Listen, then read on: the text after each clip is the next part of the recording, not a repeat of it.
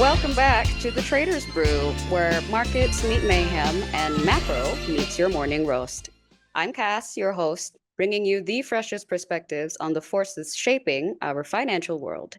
Today, we've got expert analyst Ross Maxwell with us once again. Hello, Ross. Welcome back. Great to be back with you, and thanks for inviting me back. Lovely. Now, for those of you who don't know, Ross is VT Markets' global strategy operations lead.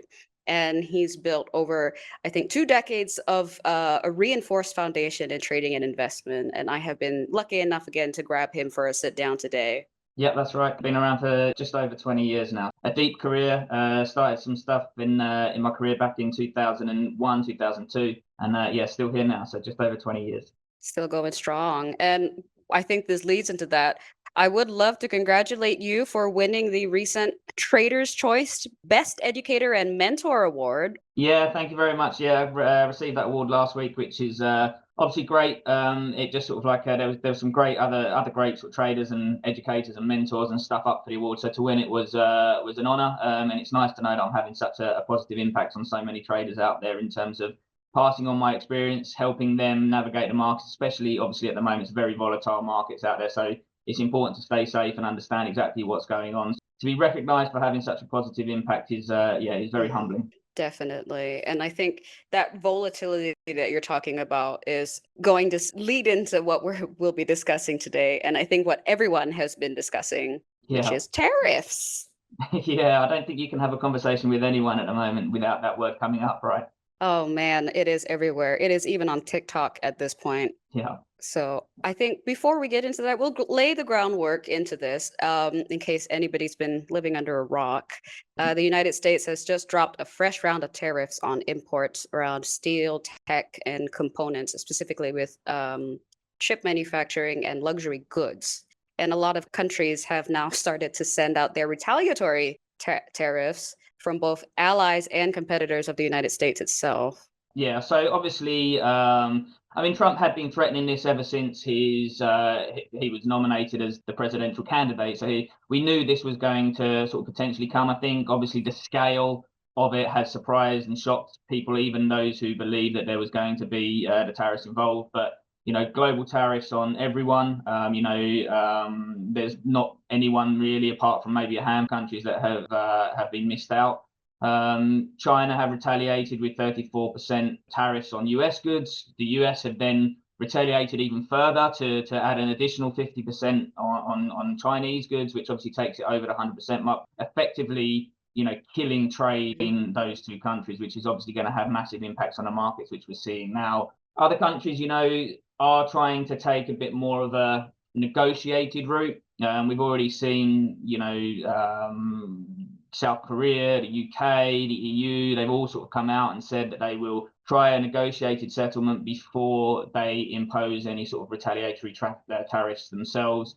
So I think we're going to see a lot of this toing and froing over the sort of coming weeks and months as people position themselves and respond to the tariffs that have been imposed on them. Right. Okay. So, and this kind of ties into the conversation as well as with the EU and the UK, South Korea, and everything. They've been tabling this conversation about a 0 for 0 tariff agreement, right? Just to kind of bypass the numbers that Trump has been proposing. Yeah, that's right. I mean, and I think, as I said, I think we're going to see a lot of this in terms of, and that's ultimately what Trump wants, right? Trump wants to normalize and to reset trade agreements, renegotiate trade agreements to give America better value in those trade agreements and stuff. So if the countries are receptive to that and they do negotiate those trade agreements, then Trump's going to get what he wants, and therefore the tariffs will be eased. I think that's generally speaking what all countries are trying to aim to get.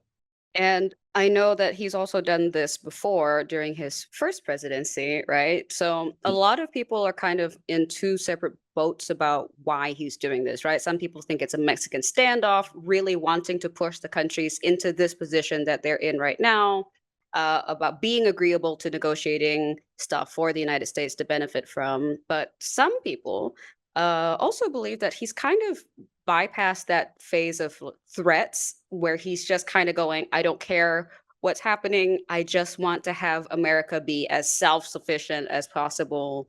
Uh, come hell or high water. But what's your take on this? Like, what should traders be looking at this point? Yeah, so I mean, look, I think the truth is sort of somewhere in the middle of that. I think, as you mentioned, like tariffs are not a new tool that he's used. Tariffs are not a new tool in terms of global trade. Like the tariffs have been around for a long time before Donald Trump came into power, and they'll be around for a long time after he leaves, sort of thing. So tariffs in themselves aren't new. Tariffs for Donald Trump aren't new. In his first presidency, he used them against China to try and sort of normalize trade a little bit there. China were quite clever in terms of circumventing some of those tariffs by purchasing through other sort of mainly Asian economies to bypass the tariffs. And I think sort of what you're seeing is a little bit of Donald Trump making sure that that still can't happen, by imposing tariffs on countries like Vietnam, Cambodia, etc. It sort of blocks that route for China. I mean, I don't think it's any secret that Donald Trump sees China as America's biggest threat. So I think certainly from global trade, I think that's something that he's trying to stop.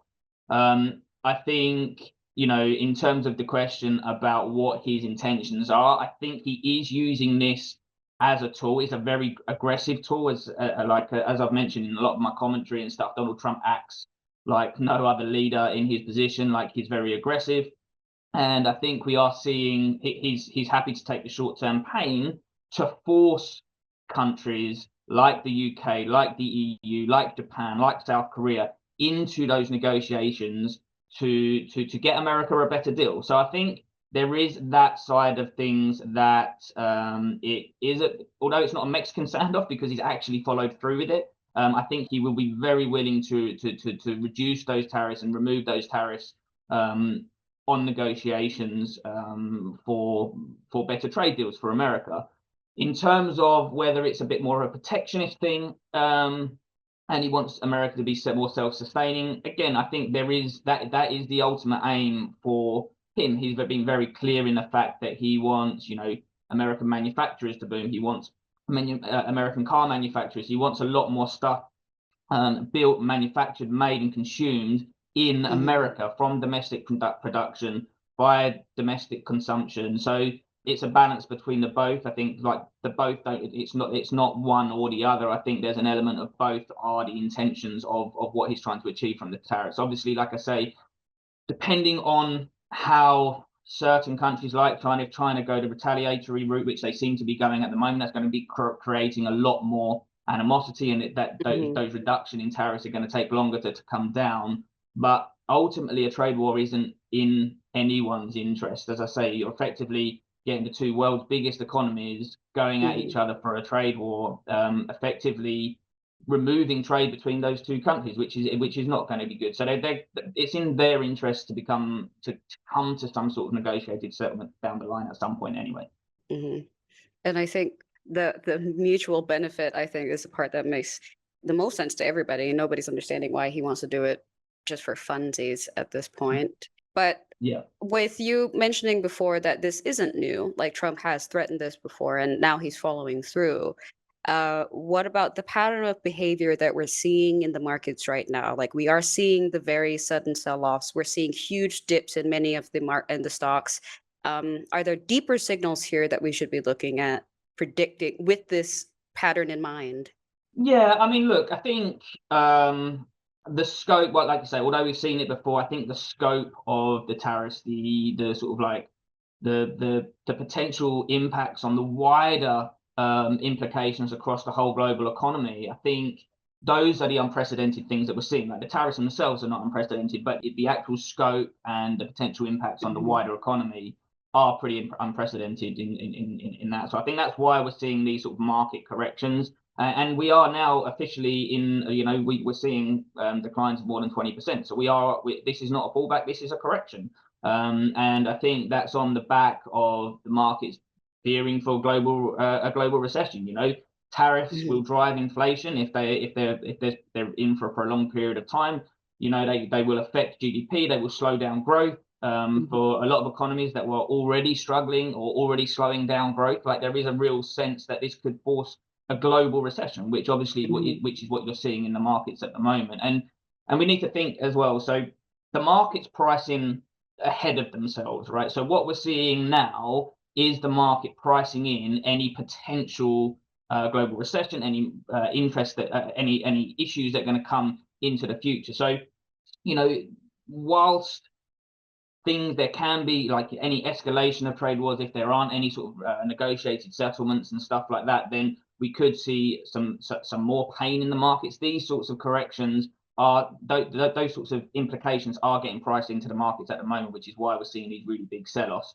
In terms of the deeper issues, again, I think we need to keep an eye on inflation data. We need to keep an eye on GDP growth across the globe to try and work out the impact that these do have. We want to keep abreast with the news to make sure that we're understanding exactly as and when some of these negotiated settlements and negotiated new trade agreements are put in place, so that we can sort of start to see some easing of these tariffs, which is then going to reduce the pressure on sort of inflation and potential sort of global recession, certainly in particular economies. So there is deeper underlying things that we need to keep an eye on, but at the moment, the reason that we're seeing these market corrections is because it's pricing those sorts of those issues in.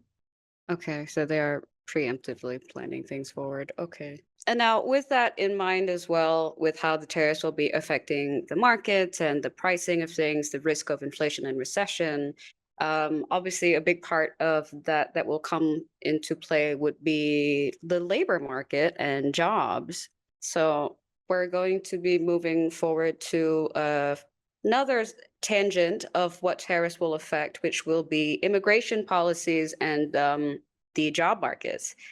So Yeah. as we can see, on top of these tariffs tightening up, there are tons of policies around the world that are becoming very heavily reinforced, especially in the United States, about immigration. And now with these new restrictions around, especially around work visas and programs like the OPT, what would we anticipate to be the broader economic impact of this?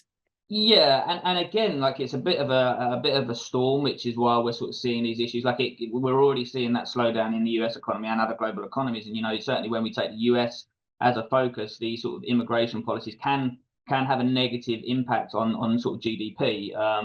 They can be inflationary. Local domestic workforce is generally more expensive than foreign talent, so those costs need to be passed on to the service or the consumer or the product that's being manufactured in certain sectors. You've got a smaller talent pool, a smaller workforce, so that is going to drive up labor costs again, as well as companies compete for that smaller pool of talent. So all of these sorts of things can actually then have another knock-on impact on inflation. Which again, as we said, with the tariffs coming in and the labor market, if that all happens, then that can create some bigger inflationary issues. On the flip side, if you're looking for a positive spin on it, local domestic sort of college educated, the workforce from sort of college education, they will get better incomes, they will get higher wages, because again they're competing in a smaller pool of labor. So yeah, it's going to have another impact on those sorts of things. And again, that sort of side of things is something that we're going to need to keep an eye on as well, sort of like non-farm payrolls, then the knock-on impact that it's going to have on GDP and inflation as well. Okay. And actually, this is another standout question that I wanted to add in and I forgot. There was a very recent tweet that Donald Trump put out pressing the Fed to cut their rates. And they were talking about how jobs are skyrocketing. Obviously, this has been his market message since the first campaign of him making jobs for Americans and this and that. How, for beginner traders, right? What is the connection here? How would that benefit? Or what is Trump looking to gain from pressing the Fed for this rate cut, and how is that supposed to be affecting the markets? Yeah, so basically, Donald Trump's been at loggerheads with the Fed even in his first term. He doesn't like them, I guess, or he's always he believes that as you say, he wants to drive down interest rates. The reason that he wants to drive down interest rates is because it stimulates growth in the economy. Like lower interest rates means people can borrow money, they have more disposable income, and that sort of thing. So it drives growth in the economy. By reducing interest rates, it also weakens the US dollar, because you get less interest on holding the US dollar.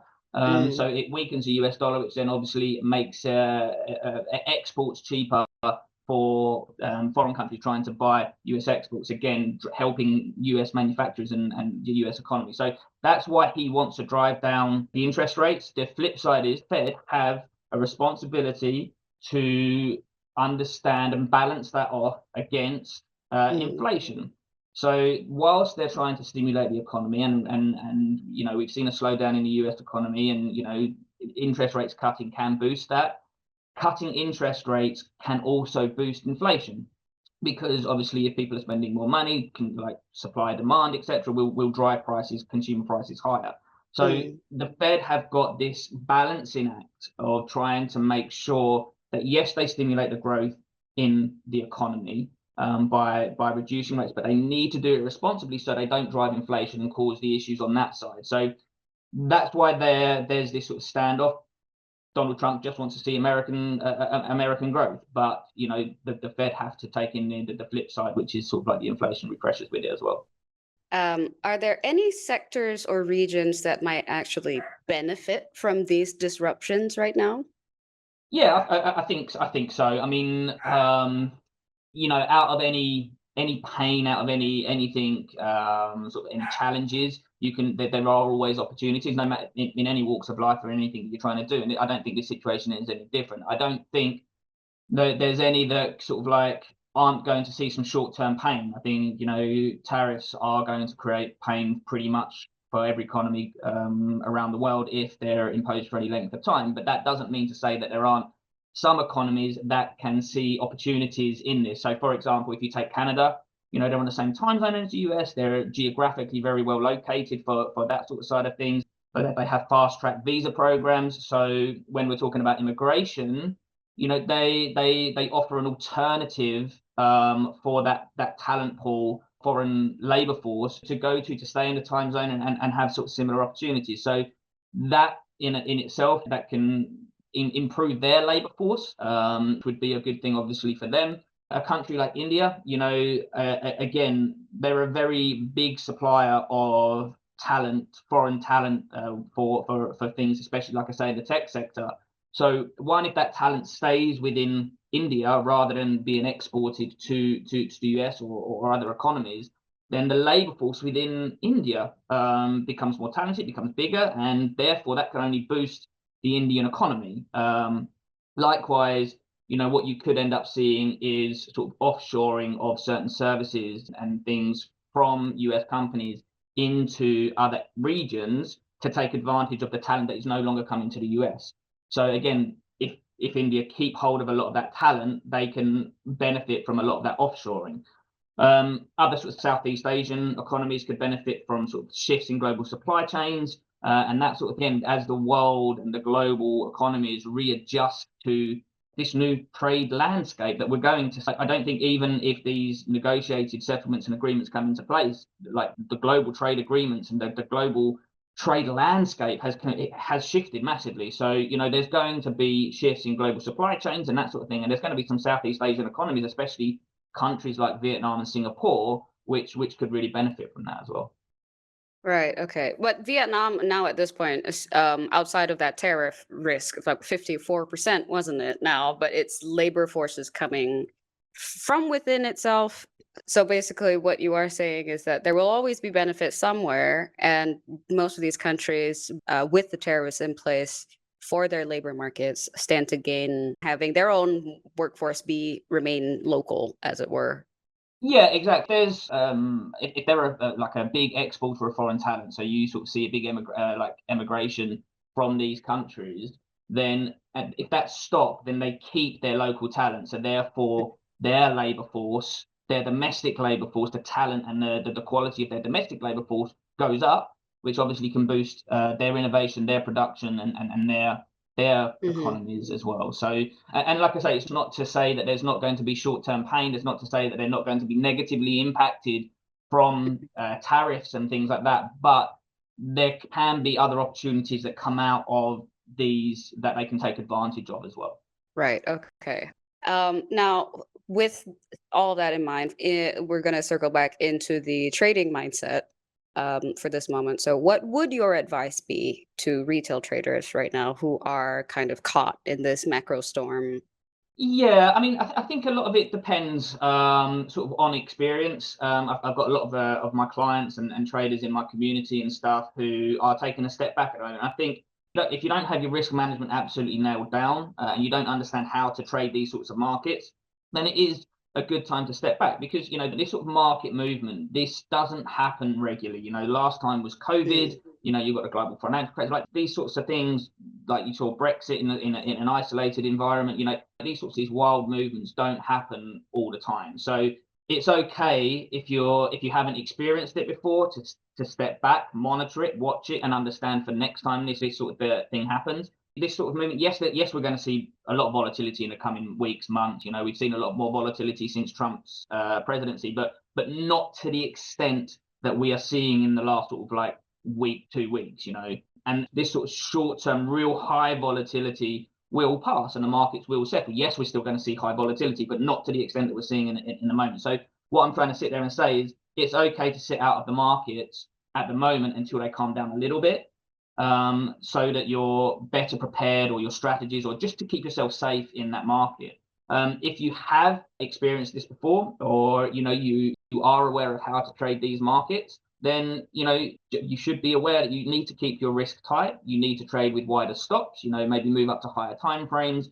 Be aware of the economic things that are driving, that the forces that are driving these moves, so you can then keep aware of them, of any updates, because again, this is going to be an ever-changing landscape over the coming weeks, months. This is going to be something that changes. We don't know when there are going to be negotiated new trade agreements. We don't know when there's going to be reciprocal tariffs imposed by other countries and stuff like that. Those sorts of things are unknown. So there is going to be volatility, but the market will settle down and it will become a little bit easier or less volatile than it has been over the last couple of weeks. So again, if your trade plan shows, from a retail point of view, if the trade plan shows that you've got access to strategies that can thrive in this sort of volatility, then trade to the plan, manage your risk, and that. And if you haven't traded it before, you're unaware, or then monitor it so that and learn from the experience of the markets moving like this.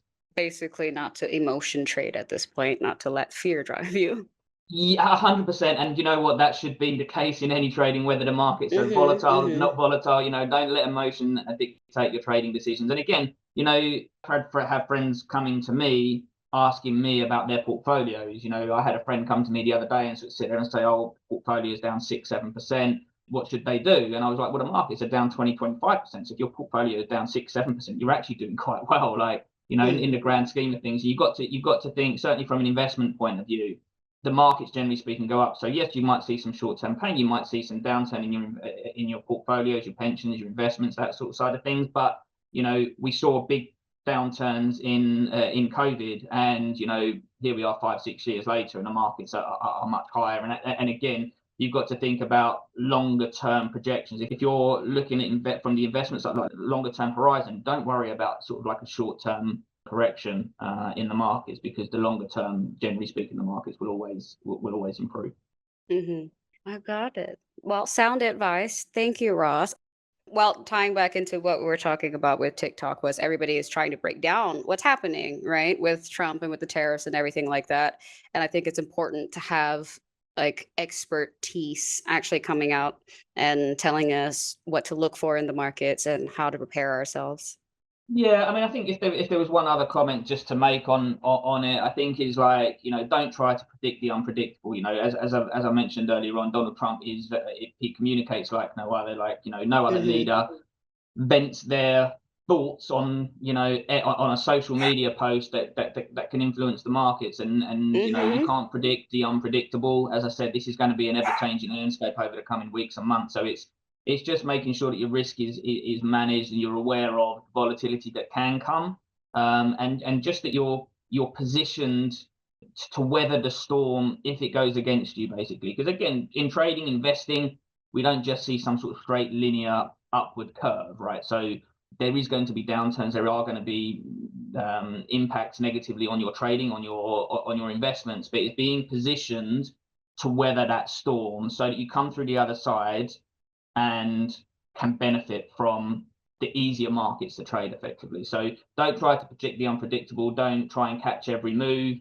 Be aware of what's happening. Be aware of what can change the landscape, and then try and stay up to date with that, so you understand what's moving the market. So, like I say, you can keep yourself safe from them. Great. That is great.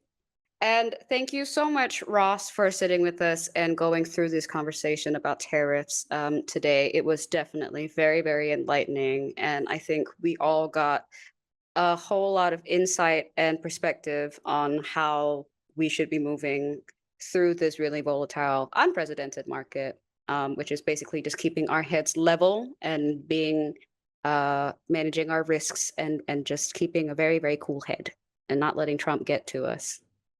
Yeah, exactly. Thank you very much for having me again, Kaz. Always a pleasure. And yeah, hopefully again, see you again soon. Thank you so much, Ross, and everybody. Thank you for listening. And don't forget to catch the next episode of the Trader's Brew. CFDs are complex instruments and come with a high risk of losing money rapidly due to leverage. Trading leverage products such as Forex and CMDs carries a high level of risk and may not be suitable for all investors. There is a possibility of losing all your initial capital. Before trading, you should fully understand the true extent of your exposure to the risk of loss and your level of experience. Please note that past performance does not constitute a reliable indicator for future results. Likewise, future forecasts do not constitute a reliable indicator of future performance. If you do not fully understand the risks involved before deciding to trade, you should fully consider your investment objectives, level of experience, and risk tolerance. You should become aware of all the related risks and seek independent advice from a suitably licensed financial advisor.